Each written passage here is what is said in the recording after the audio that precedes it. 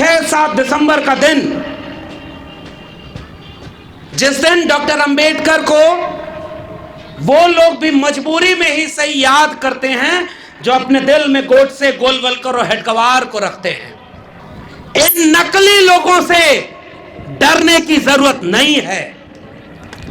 ये झूठे लोग हैं जो इस देश के 48 केंद्रीय विश्वविद्यालय तो इस समय है।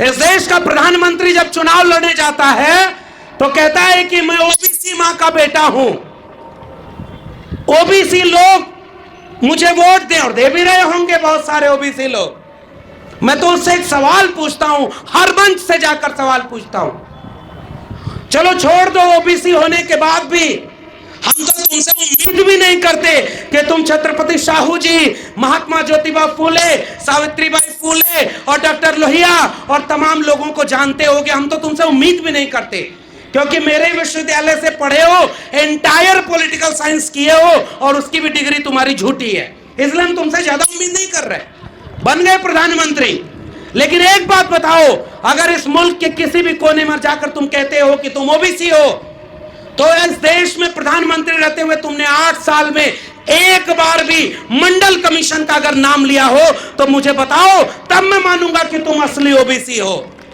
अगर किसी ने आरक्षण से नौकरी ली तो इस देश के कुलपति, प्रिंसिपल नहीं बनाया गया कि भाई कोटे से आया है, और जब 10% सुदामा आरक्षण आया तो वो सारे चुटकुले बंद हो गए। ये कौन सा देश है भाई?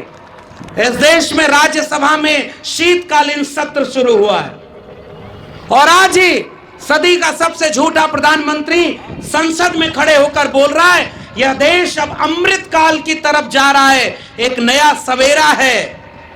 मैं उससे यहां रामलीला मैदान से यह सवाल करता हूं, किस बात का सवेरा और किस बात का अमृत काल? क्या इस मुल्क को इस बात के लिए विचार नहीं करना होगा कि आजादी के 75 साल बाद जब तुमने इस देश के लोगों को गुमराह करने के लिए हर हाथ तिरंगा, हर घर तिरंगा, 2022 तक सबको घर दे देंगे, तमाम तरह के झूठे वादे किए, बुलेट ट्रेन चलाएंगे, 2 करोड़ रोजगार देंगे, 15 लाख रुपए देंगे, हवाई चप्पल वाले को हवाई जहाज में उड़ाएंगे, और ऐसा करते करते उस बेचने वाले ने सबसे पहले सपनों को बेचा और उसके बाद एक एक करके आपके हक अधिकार की जगहों को बेच दिया। इस देश में ऐसे लोग प्रधानमंत्री बन जाएं जिन्होंने इस देश को यह भरोसा दिया था कि वो बेच रहे हैं भारत को, मैं चैन से कैसे सो जाऊं, सौगंध मुझे इस मिट्टी की, मैं देश नहीं बिकने दूंगा। और जब वो प्रधानमंत्री बन जाए तो एक एक करके उन सारी चीजों को बेच दिया निजी हाथों में जो इस देश ने 70 साल में कमाया था, जैसे तैसे भी कमाया था। उसे चाय बेचते देश में किसी ने नहीं देखा, मगर देश बेचते इस देश के हर लोग देख रहे हैं, फिर भी ये मुल्क की आवाम खामोश है। मुझे अफसोस है इस मुल्क के लोगों के ऊपर।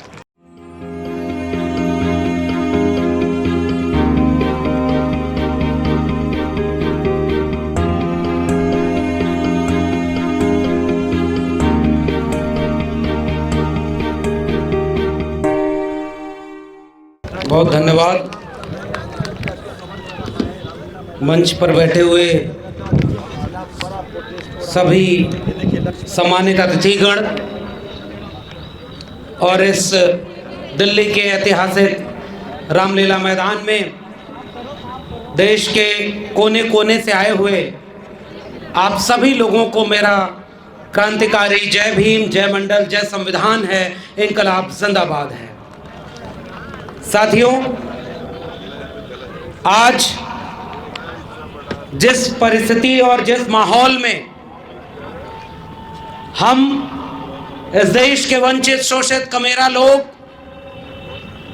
दिल्ली में इकट्ठा हुए हैं, वी द पीपल पैगाम के इस मंच पर, इस आयोजन में, वो माहौल, वो देश की हालात बहुत मुश्किल और चुनौतियों भरे हैं। जिन वजहों से, जिन रास्तों से चलकर हमारे जैसे लोग देश के गांवों से निकलकर यहां तक पहुंचे, वो रास्ते बंद किए जा रहे हैं। मगर ऐसे वक्त में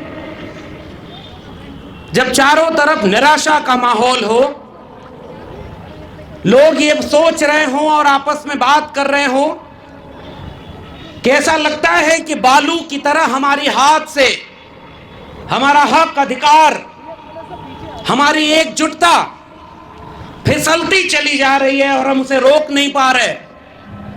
मुझे दिल्ली के रामलीला मैदान का यह मंच एक उम्मीद की तरह नजर आ रहा है कि तमाम तरह से अलग अलग जिन्हें समझा जाता है, वो बहुजन वंचित शोषित समाज के लोग इस सभागार में, इस मंच पर और इस पंडाल के सामने इकट्ठा हो गए हैं। मुझे यहां से भी एक उम्मीद की रोशनी नजर आ रही है, इसलिए मैं निराश होने की बजाय उम्मीदों से अपनी बात शुरू करता हूं। उम्मीद इस सवेरे की, जिसकी रोशनी यहां जो 3 आदमकद मूर्तियां खड़ी हैं, वो यूं तो मूर्ति है डॉक्टर अंबेडकर, महात्मा ज्योतिबा फूले, सावित्रीबाई फूले की, और 6-7 दिसंबर का दिन, जिस दिन डॉक्टर अंबेडकर को वो लोग भी मजबूरी में ही सही याद करते हैं जो अपने दिल में गोडसे, गोलवलकर और हेडगवार को रखते हैं। आप अपने पुरखों के उस कद को महसूस करिए जिन्हें पहले नजरअंदाज किया गया। मुल्क की आजादी के बाद उन पर किताबें नहीं छापी गईं, इस देश में उन पर कुछ पढ़ने के लिए किताबें नहीं मिली, विश्वविद्यालयों में शोध नहीं हुआ। गोया बात नहीं करेंगे तो डॉक्टर अंबेडकर खत्म हो जाएंगे, फूले खत्म हो जाएंगे, बिरसा मुंडा का नाम लेने वाला कोई नहीं होगा। मगर आज मैं इस बात को पूरी जिम्मेदारी से कहना चाहता हूं कि इस मुल्क के किसी भी कोने में हक हुकूक के लिए कोई भी आवाज अगर उठती है तो उन आवाजों में प्रेरणा स्रोत के रूप में भारत के संविधान के साथ बिरसा, फूले, अंबेडकर और पेरियार एक नजीर, एक उदाहरण बनकर के हमारे सामने है। मिटाने वाले मिट गए और आज उम्मीदों का नया सूरज हमारे सामने। ये बात बिल्कुल ठीक है कि जितनी आबादी हमारी है, जितना हक मौका हमारे पास है, उससे तो इस मुल्क के हुक्मरान, इस मुल्क के वंचित शोषित कमेरा लोगों को होना चाहिए था। लेकिन अफसोस, मैं तो दिल्ली विश्वविद्यालय में पढ़ाने वाला एक ठेके पर प्रोफेसर हूं। अब इस समय ठेके की बात क्या करना, जब इस समय इस देश में ऐसे लोग प्रधानमंत्री बन जाएं जिन्होंने इस देश को यह भरोसा दिया था कि वो बेच रहे हैं भारत को। मैं चैन से कैसे सो जाऊं, सौगंध मुझे इस मिट्टी की, मैं देश नहीं बिकने दूंगा। और जब वो प्रधानमंत्री बन जाए तो एक एक करके उन सारी चीजों को बेच दिया निजी हाथों में जो इस देश ने 70 साल में कमाया था, जैसे तैसे भी कमाया था। उसे चाय बेचते देश में किसी ने नहीं देखा, मगर देश बेचते इस देश के हर लोग देख रहे हैं, फिर भी ये मुल्क की आवाम खामोश है। मुझे अफसोस है इस मुल्क के लोगों के ऊपर कि उसने धोखा दिया, झूठ बोला। इस देश ने बहुत बुरे प्रधानमंत्री देखे, मगर इतना झूठा प्रधानमंत्री इस देश में कोई नहीं हुआ था। खुलेआम झूठ बोलना, और वही झूठ बोला था उस प्रधानमंत्री ने कि मैं आज इस देश का प्रधानमंत्री तब बन पाया जब बाबा साहब और उनका संविधान था। अरे भाई, अगर तुम बाबा साहब की वजह से प्रधानमंत्री बने तो बाबा साहब के सपनों का भारत बनाते, बिरसा और फूले के सपनों का, पेरियार के सपनों का भारत बनाते। तुम तो जुबान पर डॉक्टर अंबेडकर को रखते हो, बिरसा, फूले को, और दिल में गोडसे और गोलवलकर का भारत बना रहे हो। आज जब हम यहां बात कर रहे हैं, इस देश में राज्यसभा में शीतकालीन सत्र शुरू हुआ है और आज ही सदी का सबसे झूठा प्रधानमंत्री संसद में खड़े होकर बोल रहा है यह देश अब अमृत काल की तरफ जा रहा है, एक नया सवेरा है। मैं उससे यहां रामलीला मैदान से यह सवाल करता हूं किस बात का सवेरा और किस बात का अमृतकाल? क्या इस मुल्क को इस बात के लिए विचार नहीं करना होगा कि आजादी के 75 साल बाद जब तुमने इस देश के लोगों को गुमराह करने के लिए हर हाथ तिरंगा, हर घर तिरंगा, 2022 तक सबको घर दे देंगे, तमाम तरह के झूठे वादे किए, बुलेट ट्रेन चलाएंगे, 2 करोड़ रोजगार देंगे, 15 लाख रुपए देंगे, हवाई चप्पल वाले को हवाई जहाज में उड़ाएंगे, और ऐसा करते करते उस बेचने वाले ने सबसे पहले सपनों को बेचा और उसके बाद एक एक करके आपके हक अधिकार की जगहों को बेच दिया। तो किस बात के तुम प्रधानमंत्री और कौन सा ये नया भारत है? मेरा सवाल ये है। हमें को दरिया पे जाने से रोकने वाले हमसे ही पानी का हिसाब मांगते हैं। आज तक तो कभी आपने इन तालीमी इदारों में, देश के विश्वविद्यालयों में बहुजनों को पहले आने से रोका। मैं एक ही विषय पर बात करूंगा कि इस पूरी वंचना में सबसे ज्यादा भूमिका भारत के संविधान के कमजोर किए जाने की कैसे है। और चूंकि विश्वविद्यालय से जुड़ा हूं तो मैं ये बात कह रहा हूं कि विश्वविद्यालयों में सबसे पहले तो हमारे लोगों को आने नहीं दिया। डॉक्टर अंबेडकर हो, फूले हो, पेरियार हो, इन सब ने जो सबसे महत्वपूर्ण लड़ाई लड़ी थी, कलम और किताब की लड़ाई लड़ी थी कि अगर पीढ़ियों को कलम और किताब हाथ में पकड़ाएंगे तो वो केवल अपना मुस्तकबिल ही नहीं, इस मुल्क का मुस्तकबिल बदल कर रख देंगे।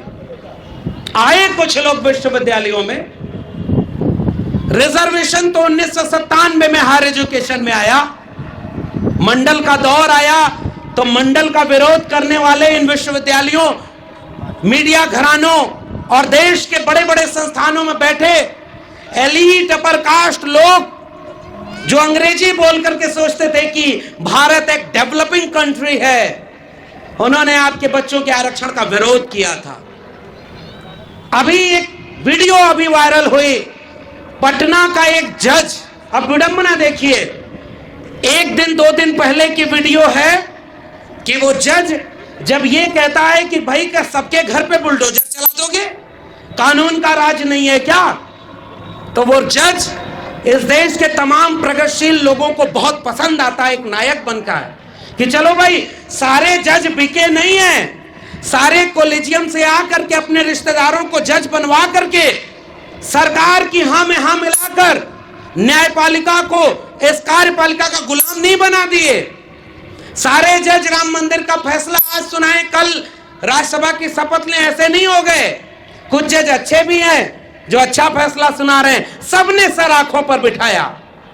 और जब उसी जज की एक वीडियो आई कि एक व्यक्ति जो सामने खड़ा है उसके ऊपर वो पटना हाई कोर्ट का जज कहता है क्या भाई आरक्षण से आए हो क्या, और उसके बाद पूरे कोर्ट परिसर में एक ठहाका लगता है।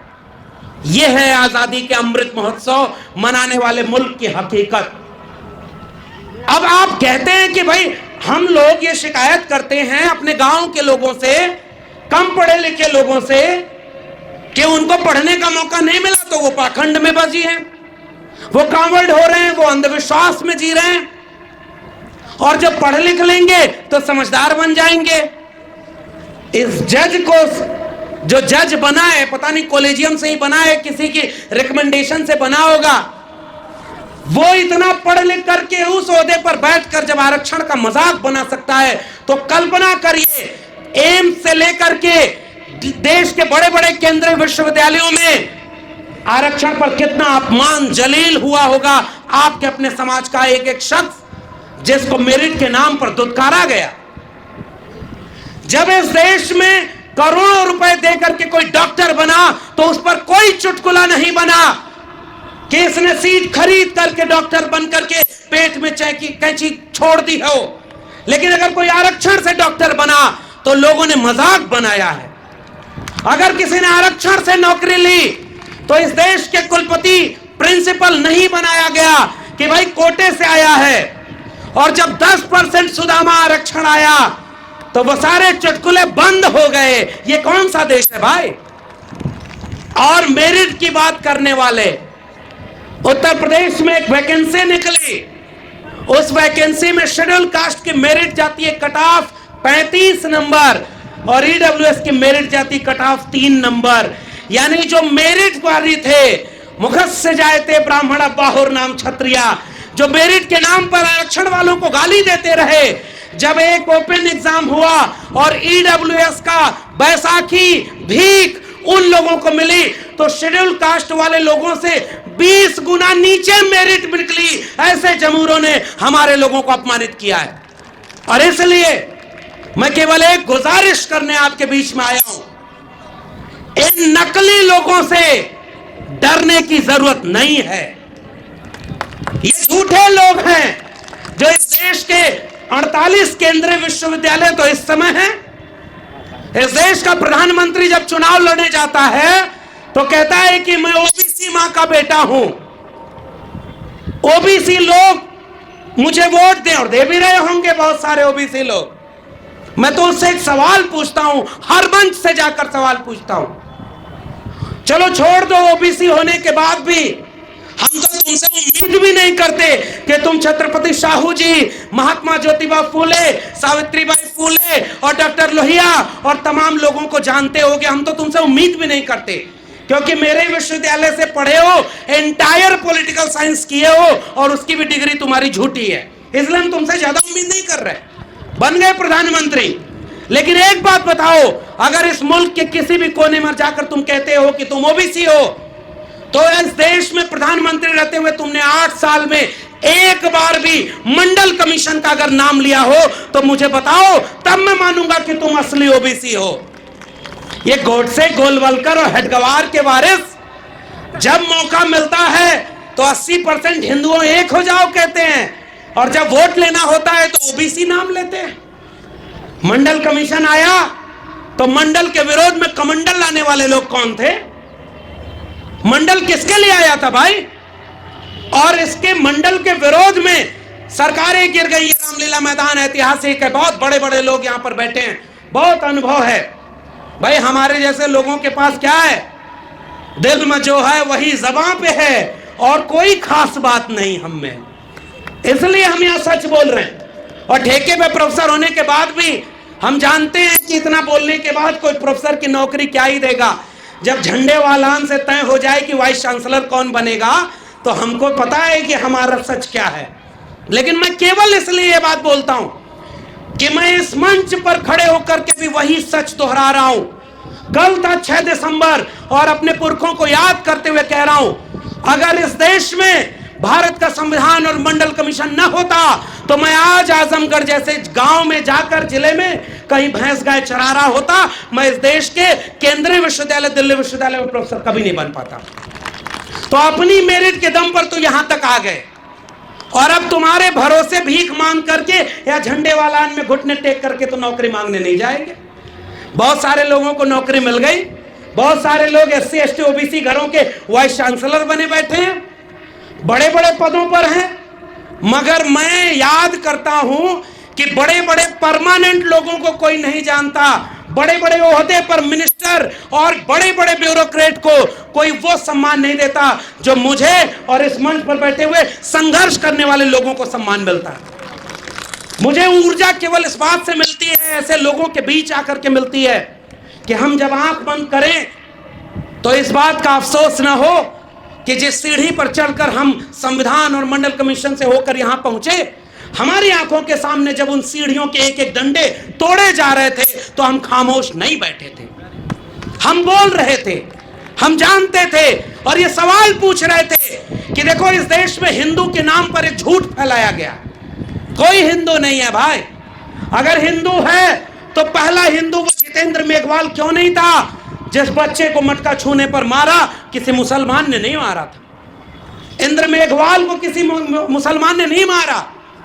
रोहित वेमुला पाल तड़वी को किसी मुसलमान ने नहीं मारा। और ये नमूने टीवी पर बैठकर बिकी हुई मीडिया और बिके हुए अखबार से कहते हैं कि इस देश के हिंदुओं एक हो जाओ, तुम्हारे मुसलमानों से तुम्हें खतरा है। मैं आपसे केवल एक गुजारिश करने वाला हूं, और वो सब आप जानते हैं। मंडल कमीशन के खिलाफ आंदोलन करने वाला मुसलमान था क्या? जब हायर एजुकेशन में 2006 में मंडल पार्ट 2 लागू हो रहा था तो उसका विरोध दिल्ली विश्वविद्यालय, जेएनयू और एम्स में खड़े होकर मुसलमान कर रहे थे क्या? अरे भाई, मंडल का लाभ, आरक्षण का लाभ इस देश के उन्हीं SC ST OBC को ही तो मिलने वाला था। तो मंडल के विरोध में कमंडल कौन लेके आया? मंडल के विरोध में रथ यात्रा कौन लेके चला? और इसलिए आज भी कह रहा हूं, अगर इस देश का प्रधानमंत्री OBC है, 27 कैबिनेट मिनिस्टर्स ने OBC बना दिए, तो एक बात बताओ, प्राइवेट सेक्टर में आरक्षण, प्रोन्नति में आरक्षण यानी प्रमोशन में reservation, education reform, land reform, वित्तीय निगमों की स्थापना, ये सारी तो मंडल कमीशन के रिकमेंडेशन है। एक झूठा OBC प्रधानमंत्री अगर आज भी सच्चे में डॉक्टर अंबेडकर और मंडल को याद करता है तो आज ही घोषणा करे कि जाति जनगणना कराएगा और प्राइवेट सेक्टर में भी रिजर्वेशन लागू करेगा। हमारी ये मांग होनी चाहिए और इस मंच पे यही मांग है। पूरा देश को बेच रहा है, पूरे देश को बेचते बेचते कभी मां के साथ तस्वीर, कभी एम्बुलेंस निकल रही है भाई उसके गाड़ी को ओवरटेक करते हुए, देखा होगा आपने। SPG की सिक्योरिटी में कोई गाड़ी नहीं जा सकती, एम्बुलेंस जाती है जिसमें कैमरा लगा होता है। वोट डालने जा रहे हैं तो वहां पर रैली कर रहे हैं। पूरे देश को एक हिप्नोटाइज कर लिया है। पता है क्यों कर लिया है? क्योंकि उसे पता है कि इस देश के 90% कमेरा लोग अभी भी अपने बच्चों के भविष्य की चिंता नहीं कर रहे। और ये आखिरी गुजारिश मेरी है, बहुजन आंदोलन में तमाम खामियां होंगी, मैं इन खामियों को गिनाने के लिए इस मंच का इस्तेमाल नहीं करूंगा। हम उम्मीद की रोशनी की तरह क्या देख सकते हैं?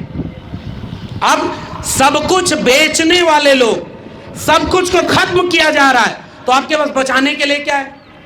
कोविड में जब सारे सरकारी अस्पताल जान बचा रहे थे, प्राइवेट अस्पताल बंद थे, फिर भी एक कर सरकारी अस्पतालों को बेच दिया, BSNL बेच दिया, रेलवे बेच दिया, स्टेशन बेच दिया, एक एक करके सारी चीजें बेच दी हैं। ये वी द पीपल के लोग एक सवाल पूछते हैं कि भाई ठेके में कोई रिजर्वेशन क्यों नहीं है?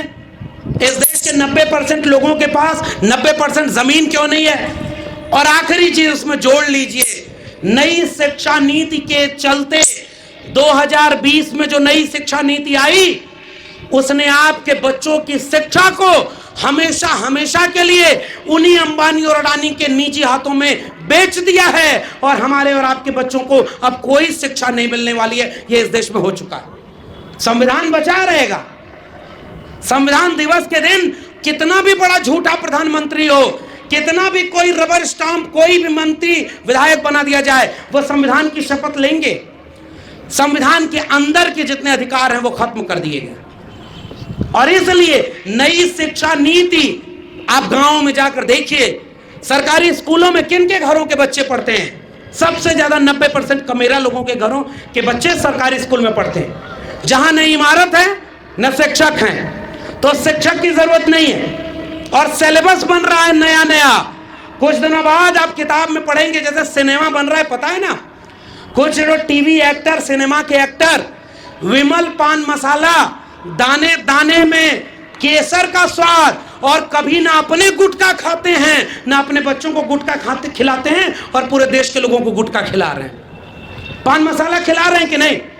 वैसे ही उनके घरों के बच्चे Ashoka, Galgotia, MT, lovely professional universities में पढ़ते हैं। और आपके बच्चों के लिए जो DU, JNU, जामिया, इन विश्वविद्यालयों में जहां की नाम मात्र की फीस थी, पहली पीढ़ी के हम लोग आए और पूरे विश्वविद्यालय को बेच दिया। हमारे भोजपुर में कहावत है, खेलब न खेले देव, खेलब बिगाड़ब। अब जो हमारे जो रिजर्वेशन का विरोध किया, नहीं रोक पाए। पहली पीढ़ी के लोग प्रोफेसर बन गए, नहीं रोक पाए। पहली पीढ़ी के लोग आकर के इन विश्वविद्यालयों में खड़े होकर 13 पॉइंट रोस्टर का विरोध करते हैं, भारत बंद करते हैं, नहीं रोक पाए। जब नहीं रोक पाए तो पूरे विश्वविद्यालय और स्कूलों को अंबानी अडानी का तो बेच दिया।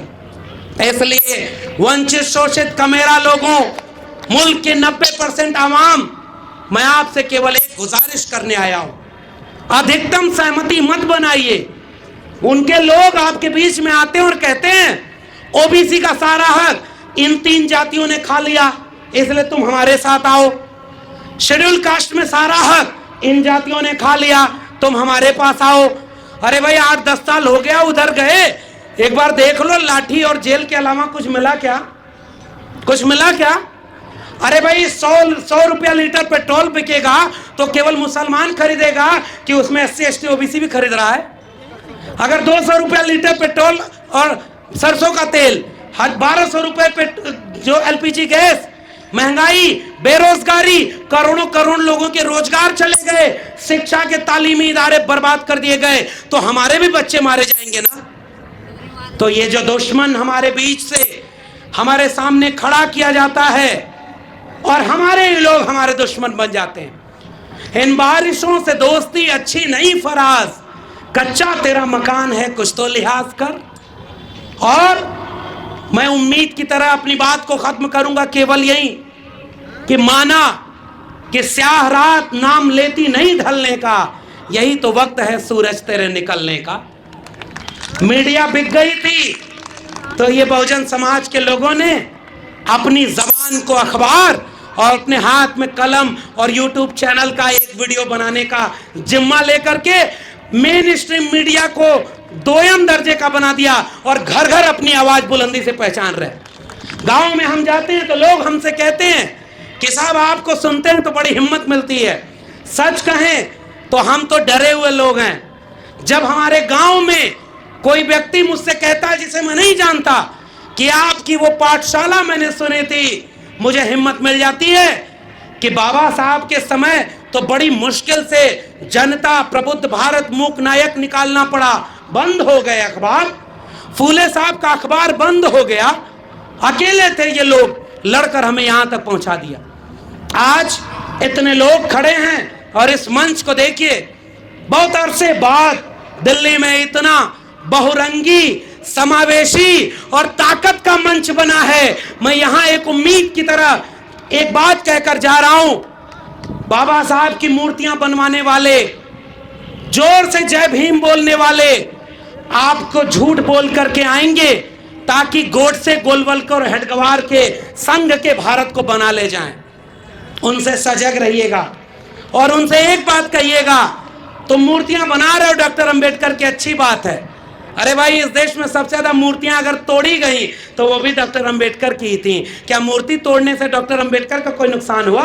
तुमने एक मूर्ति तोड़ी और 10 नए अंबेडकर के वारिस खड़े हो गए और आज ये अंबेडकर के सपनों का भारत बनाने के लिए, शिक्षा बचाने के लिए, रोजगार बचाने के लिए, शौचालय और देवालय की राजनीति का एक ही जवाब है, स्कूल, कॉलेज और विश्वविद्यालय बचाओ, अपने आने वाली पीढ़ियों को बचाओ, शिक्षा और रोजगार को बचाओ, वरना इतिहास बदल दिया गया है। सिनेमा बन रहा है ना कि मोहम्मद गोरी को पृथ्वीराज चौहान ने मार दिया था, 4 हाथ 24 गज अंगुल अष्ट प्रमाण, ताऊ पर सुल्तान है मत चूको चौहान, झूठी एक किताब लिखी गई और उस पर सिनेमा बना दिया और इतिहास बदल दिया। कल को सिलेबस में पढ़ाया जाएगा कि एक आदमी जब बचपन में बहुत छोटा था, तालाब में भगवा झंडा डूब रहा था, तालाब में कूद गया वो बच्चा, भगवा झंडा को ले आया और मगरमच्छ के बच्चे को भी बगल में दबा कर ले आया। कुछ दिन बाद वो बच्चा भीख मांगने चला गया, रेलवे स्टेशन पर चाय बेचा, 35 साल तक तपस्या किया, उसके बाद भारत का प्रधानमंत्री बन गया, 10 लाख का सूट पहना, करोड़ों रुपए के जहाज में चलता है, लाखों रुपए उसके प्रचार पर खर्च होता है, पूरे देश को बेच दिया और फिर भी झूठ बोला, मेरा क्या है जी, हम तो फकीर आदमी है, झोला लेके चल पड़ेंगे। मैं आपसे कहता हूं हमारे और आपके बच्चों का क्या होगा? इसलिए आखिरी गुजारिश, बहुत कुछ बर्बाद हो चुका है, न्यूनतम सहमति पर अधिकतम एका बनाइए, छोड़ दीजिए कुछ चीजों को, वो नहीं सुधरेंगी। लोग कहते हैं इतने संगठन हो गए, अरे भाई सदियों की भूखी नस्लें दोनों हाथों से खाती हैं। इसलिए मैं तो ये खुश होता हूं कि जितने संगठन हो गए उतनी जगह पर बातें मनाई जा रही हैं। तो एकजुटता मुद्दों पर हो, SC ST OBC की एकजुटता इस बात में बनेगी कि OBC के घरों में जाकर मुझे भी समझाना है कि भाई तुम्हारे जज नहीं, तुम्हारे प्रोफेसर नहीं, तुम्हारे डॉक्टर नहीं, तुम्हारे अंबानी अडानी तुम्हारे घर में नहीं, जो उद्योगपति हैं ये तुम्हारे घर में नहीं, ब्यूरोक्रेट तुम्हारे घर में नहीं, क्योंकि जाति तुम्हारी ओबीसी थी। दलित का शोषण भी जाति के नाम पर, ओबीसी का शोषण भी जाति के नाम पर। आदिवासियों को जा रहे हैं हिंदू बनाने, वनवासी कहने। आदिवासियों के बीच में राजस्थान पिछले दिनों गया और वो आदिवासियों को कहते हैं कि डॉक्टर अंबेडकर तुम्हारे नेता नहीं है। और लाखों लोगों की भीड़ में सबसे केंद्र में जो उन्होंने तस्वीर लगाई थी वो बाबा साहब डॉक्टर अंबेडकर की लगाई थी। तो ये नफरत के सौदागर हमें तोड़ रहे हैं। हम मोहब्बत के लोग हैं, हमारे पुरखों के हाथ में कलम और किताब थी। हमें भी मोहब्बत से इस देश में नफरत को रोकना है। भारत का संविधान और मंडल कमीशन में जब तक थोड़ी भी असर बाकी रहेगी और एक उम्मीद की तरह से 1-1.5 साल बचा है, कम से कम उतना भारत बचा लीजिए, उतना संविधान बचा लीजिए, उतना मंडल कमीशन की रिपोर्ट बचा लीजिए जितना हमें विरासत में मिला। वरना आने वाली पीढ़ियां जब हमसे पूछेंगी ये सब कुछ हो रहा था तो तुम क्या कर रहे थे, मैं कम से कम सुकून से कह सकूंगा कि बिना अपनी नौकरी की चिंता किए, बिना बुलडोजर की चिंता किए, बिना जेल की चिंता किए, हम कुछ जुनूनी लोगों के साथ कंधे से कंधा मिलाकर इस मुल्क के आईन, इस मुल्क के दस्तूर और इस मुल्क के मंडल कमीशन को बचाने की लड़ाई लड़ रहे थे। बहुत बहुत धन्यवाद। जय भीम, जय मंडल, संविधान जिंदाबाद, उल गुलाम जिंदाबाद, इंकलाब जिंदाबाद।